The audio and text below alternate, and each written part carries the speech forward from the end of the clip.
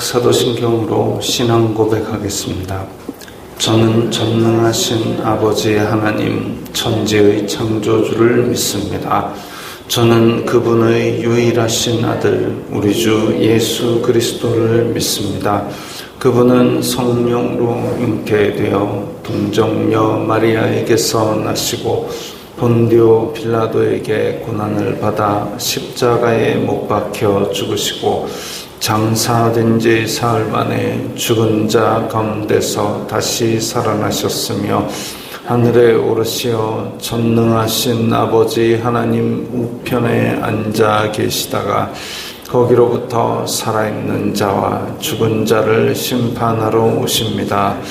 저는 성령을 믿으며 거룩한 공교회와 성도의 교제와 죄를 용서받는 것과 몸의 부활과 영생을 믿습니다. 아멘.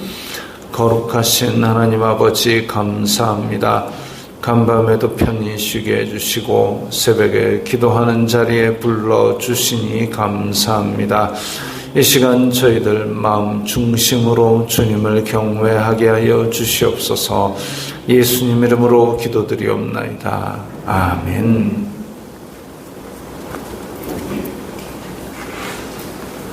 찬송가 542장입니다.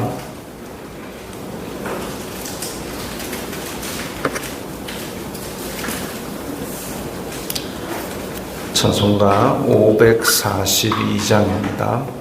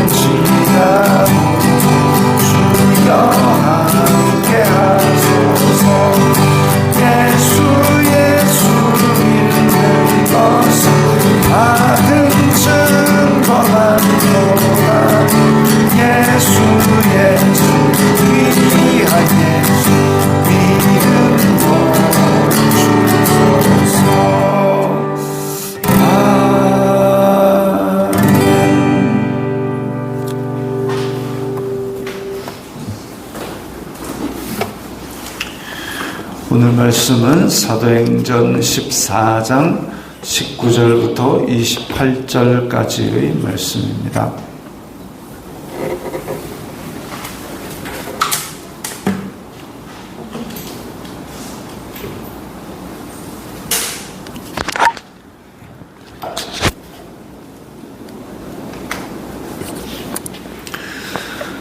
사도행전 14장 19절부터 28절까지의 말씀 함께 읽겠습니다. 유대인들이 안디옥과 이고니온에서 와서 무리를 충동하니 그들이 돌로 바울을 쳐서 죽은 줄로 알고 시외로 끌어내치니라. 제자들이 둘러섰을 때에 바울이 일어나 그 성에 들어갔다가 이튿날 바나바와 함께 더베로 가서 복음을 그 성에서 전하여 많은 사람을 제자로 삼고 루스드라와 이고니온과 안디옥으로 돌아가서 제자들의 마음을 굳게 하여 이 믿음에 머물러 있으라 권하고 또 우리가 하나님의 나라에 들어가려면 많은 환난을 겪어야 할 것이라 하고 각 교회에서 장로들을 택하여 금식 기도하며 그들이 믿는 주님께 그들을 위탁하고 비시디아 가운데로 지나서 밤빌리아에 이르러 말씀을 버가에서 전하고 아탈리아로 내려가서 거기서 배 타고 안디옥에 이르니 이곳은 두 사도가 이룬 그 일을 위하여 전에 하나님의 은혜에 부탁하던 곳이라. 그들이 이르러 교회를 모아 하나님이 함께 행하신 모든 일과 이방인들에게 믿음의 문을 여신 것을 보고하고 제자들과 함께 오래 있으니라. 아멘.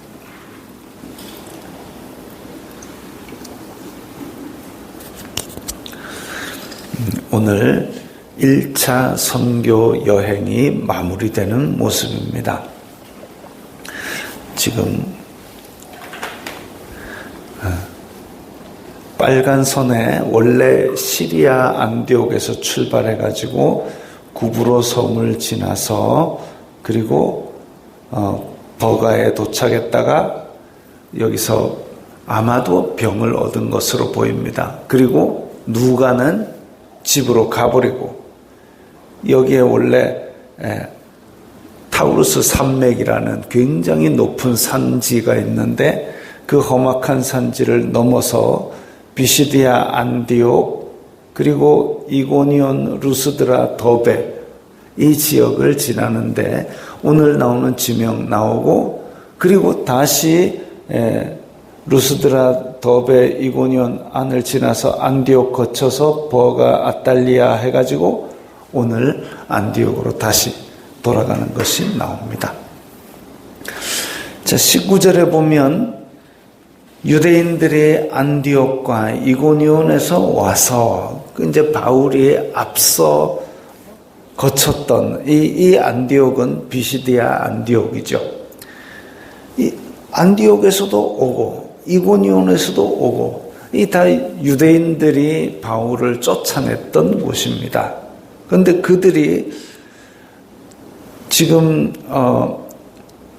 루스드라 이고니온 이쪽에 있는 사도 바울을 쫓아까지 왔습니다. 거리가 몇십 킬로 떨어져 있는데 그때 당시에 교통도 안 좋았을 텐데 이 지역까지 쫓아까지 와가지고 바울을 돌로 쳤습니다. 이 참 안타까운 노릇이죠. 자기 성에서 쫓아낸 것도 참 하나님 앞에 큰 죄인데 하나님을 열심히 믿는다는 유대인들이 몇십 킬로미터 쫓아까지 와가지고 바울을 회방하고 이렇게 돌로 치기까지 합니다. 참 이제 이런 것을 두고 어떤 사람이 한 말은 악은 성실하고 집요하다. 선을 행하는데 성실한 사람은 찾아보기가 참 어렵습니다.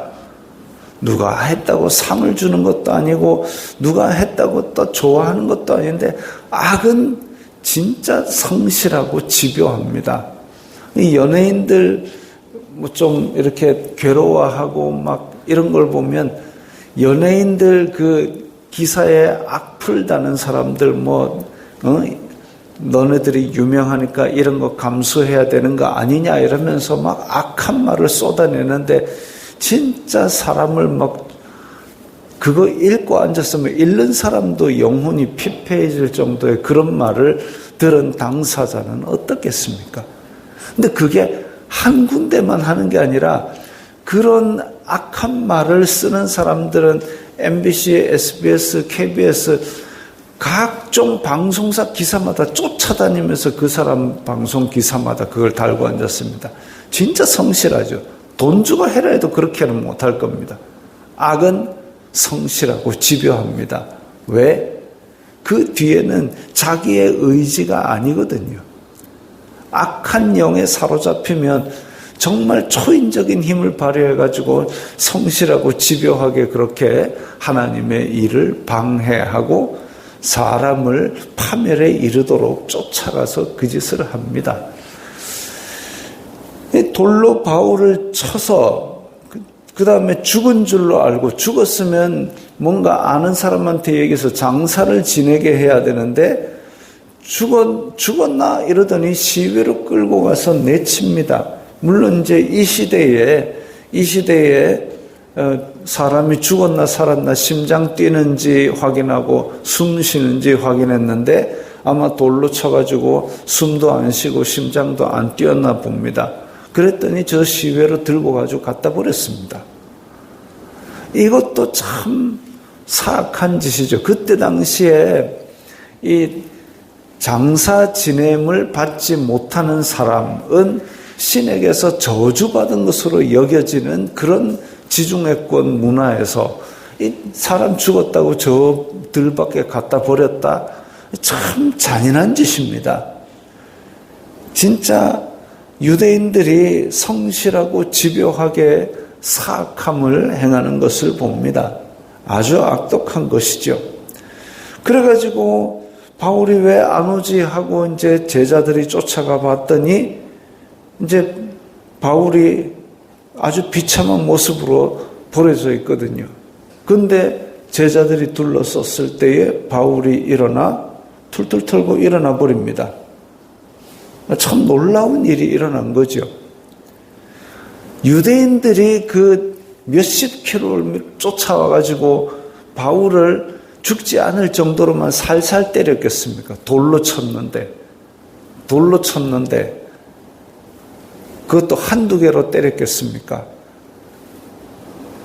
그런데 이 바울은 하나님께서 놀라운 치료의 능력을 발휘하여 주시사 일어났습니다. 그리고 이튿날 바나바와 함께 더베로 가서 이제 돌로 친 곳에서 떠나서 더베까지 갑니다. 복음을 그 성에서 전하여 많은 사람을 제자로 삼고까지 하면 끝인 줄 알았는데 더베에 왔다가 루스드라 돌아가고 이고니온 돌아가고 안디옥 돌아가고 이제까지 거쳤던 도시들 다시 한 군데씩 다 찍어 돌아가면서 그래서 제자들의 마음을 굳게 하고, 그러니까 유대인들의 박해 때문에 지금 도망을 다니면서 복음을 전했지만 이제 도망을 간 이유 중에 하나가 또 그겁니다. 여기 남아있는 믿는 사람들, 복음을 받아들인 사람들이 또 유대인들이 쫓아와서 이 사람들에게도 해코지 하면 안 되니까 여기 믿음을 굳게 하시오 하고 도망갔겠지요. 그런데 이제 한번 생각을 해보십시오. 바울을 돌로 쳤던 유대인들이 각 성마다 포진해 있는데 바울조차도 돌로 쳤는데 이 믿는 사람들을 안 치리라는 보장이 없겠지요. 근데 바울은 사명을 받았고 예수님을 직접 만났지만 이 지금 이제 믿음 생활을 시작했던 사람들은 만약에 가족이 예수님 믿는 것 이렇게 모여서 이야기하다가 유대인들이 쫓아와서 돌로 쳤다. 이게 얼마나 슬픈 일이고 얼마나 힘든 일이겠습니까? 박해는 믿음이 연약한 사람들에게 있어서 치명적입니다. 그래서 바울은 이 믿음의 공동체를 보호하기 위해서 어쩌면 빨리빨리 도망 다녔는지도 모르겠습니다. 그래도 돌아가는 길에 다시 루스드라, 이고니온, 안디옥까지 다 들러가지고 제자들의 마음을 굳게 하면서 우리가 하나님의 나라에 들어가려면 많은 환난을 겪어야 할 것이다 라고 이야기를 했습니다. 만약에 이때 여기에 있는 그 성도들 한번 생각해 보십시오. 이때 성도들은 어떤 사람들이었을까? 루스드라, 이고니온, 안디옥 이런 곳에 있는 이 이방인들, 예수님의 복음을 들은 이방인들은 어떤 사람들이었을까? 그 사람들은 바울이 오기 전에 이미 회당에 와가지고 하나님을 찾고 앉아 있었습니다. 다시 말하면 이 사람들은 헬라 문화처럼 여기저기 복 달라고 빌고 또 신전에서 난잡한 일을 행하고 이런 것 말고 보다 더 차원 높은 삶을 추구하는 사람들이었습니다. 인생의 의미가 이렇게 내가 부를 향유하고 영웅이 되고 전쟁에 승리하고 이게 아니라 뭔가 삶의 질이 다른 그런 높은 보다 나은 삶이 아니라 보다 높은 삶을 추구하는 그런 마음이 있었을 겁니다. 그러지 않고 굳이 그 약소 민족이 섬기는 그 신을 찾아왔을 리가 없죠. 그런데 이거 인생을 이렇게 뭐 돈 벌어가지고 내가 이렇게 하는 것 이게 다가 아닐 텐데 하면서 여기저기 찾고 철학도 찾아보고 신전도 찾아보고 그러다가 유대인의 회당에 왔더니 이 하나님은 너희는 거룩하라. 이게 진짜 진리구나. 그 생각을 하고 거기에 앉아가지고 하나님을 믿게 되었을 겁니다. 그런 사람들. 그런데 바울이 와서 그 하나님께서 죄 문제를 해결하기 위해서 예수 그리스도를 보내셨다. 그랬으니까 얼마나 큰 복음이겠습니까? 내 삶이 지금처럼 살면 안 되고 내가 가난하더라도 뭔가 바르게 서 있는 이 삶을 살겠다는 그 마음에 확실한 목표가 주어졌으니 오직 예수 그리스도시구나. 그걸 마음에 받은 거지요. 근데 그런 사람들이 경건한 이방인들이 하나님을 믿고 찾으려 하는 사람들이 예수 그리스도의 복음을 들었다. 그러고 나면 그 다음에 어떻게 했을까요? 이 예수님 내만 마음에 간직하고 나만 고고하게 살아야지 그랬을까요? 아니죠. 자기의 이제 마음을 나눌 수 있는 사람들에게 가서 얘기했을 겁니다. 내가 이런 일을 하고 있는데 내 유대인의 회당에 가는 거 아나? 알지. 그래 거기 갔더니 어떤 예루살렘에서 왔다는 사람이 이야기하는데 거기서 이렇게 거룩한 삶을 살아라는데 사람이 도저히 거룩하게 살 수 없지 않느냐.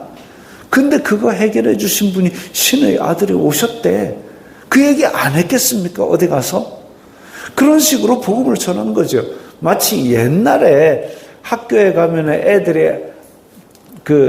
애들이 아침에 이제 수업 시작하기 전에 와글와글 떠들 때 뭐 얘기합니까? 네 어제 그 텔레비 봤나? 와, 그 얘기하는 것처럼 내가 어디 갔더니 예수님이란 분이 오셔가지고 우리 죄를 해결했대. 그 얘기 안 했겠습니까?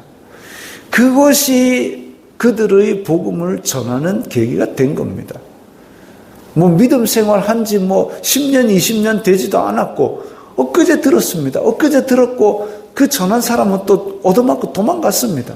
그럼에도 불구하고 마음속에 성령님께서 오셔서 하나님을 찾는 그 마음에 은혜를 베풀어 주시니까 이 사람들이 예수님을 영접하고 이 사람들이 또 들은 지 얼마 안 되는 예수님을 전하는 사람이 된 겁니다.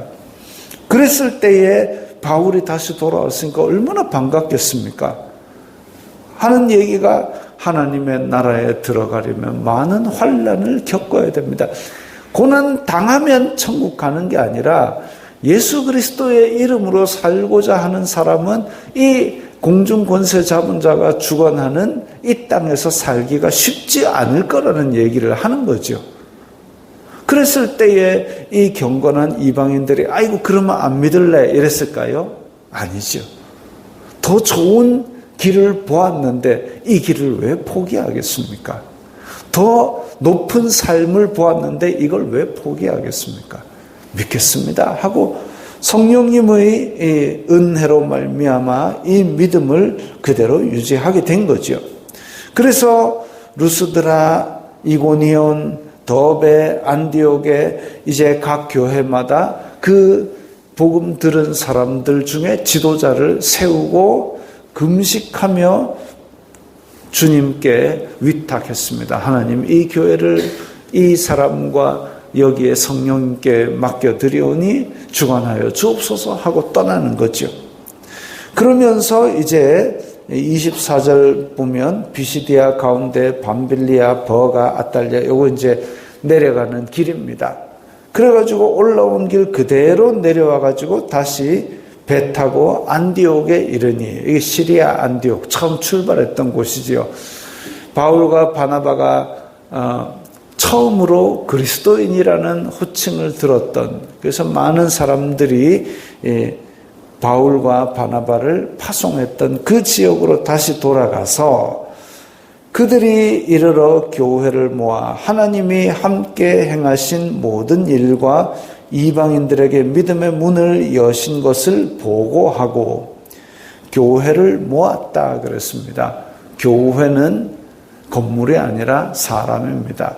예수 그리스도를 구주로 고백하는 공동체가 교회지요. 교회를 모았습니다.